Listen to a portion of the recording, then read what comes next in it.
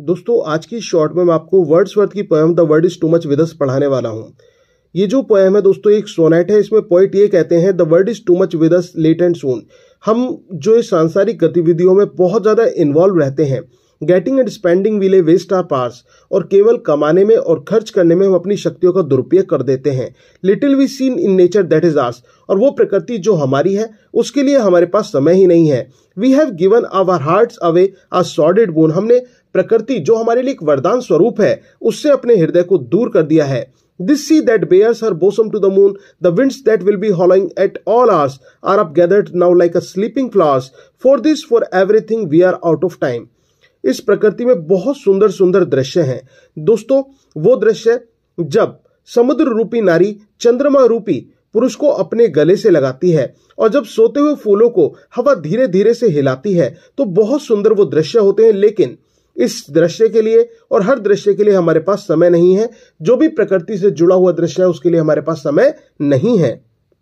और फिर पोइट कहता है it moves us not great god, I would rather be a pagan suckled in a creed outworn. मुझे इससे कोई फर्क नहीं पड़ता, मैं तो एक पैगन बन जाऊंगा, यानी कि मैं तो एक प्रकृति का पुजारी बन जाऊंगा। जैसे कीड़ा फूल के रस का पान करता है ना, उसी प्रकार से मैं प्रकृति का आनंद लूंगा। So might I standing on the pleasant lay have glimpsed that would make me less forlorn, have sight of Proteus rising from the sea, or hear old Triton blow his red horn।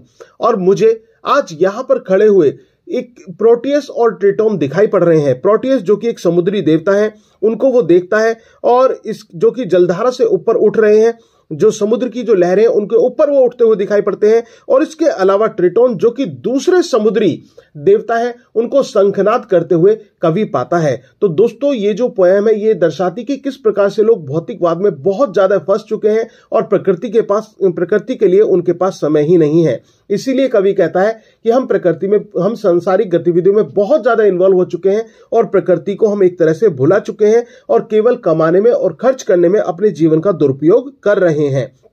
और प्रकृति के जो सुंदर सुंदर दृश्य हैं उनको देखने के लिए हमारे पास समय नहीं है। लेकिन पोइट ये कहता है ठीक है, लोगों के पास समय नहीं होगा, लेकिन मैं तो पैगन बन जाऊंगा, प्रकृति का पुजारी बन जाऊंगा और प्रकृति के रस का आनंद लूंगा। और इसी के साथ उसको प्रोटियस और ट्रिटोन का आभास होता है और वो देखता है कि प्रोटियस जो है वो समुद्री जो लहरें हैं उन पर उठते हुए दिखाई देते हैं और ट्रिटोन शंखनाद करते हुए दिखाई देते हैं। तो दोस्तों अगर जो आपको ये शॉर्ट वीडियो अच्छी लगी हो तो प्लीज वीडियो को लाइक शेयर जरूर कर देना। और अगर आप हमारे विक्ट्री बैच का पार्ट बनना चाहते हैं तो दिए गए नंबर पर कांटेक्ट कर सकते हैं। Thank you very much, yours doctor Sachin Goswami.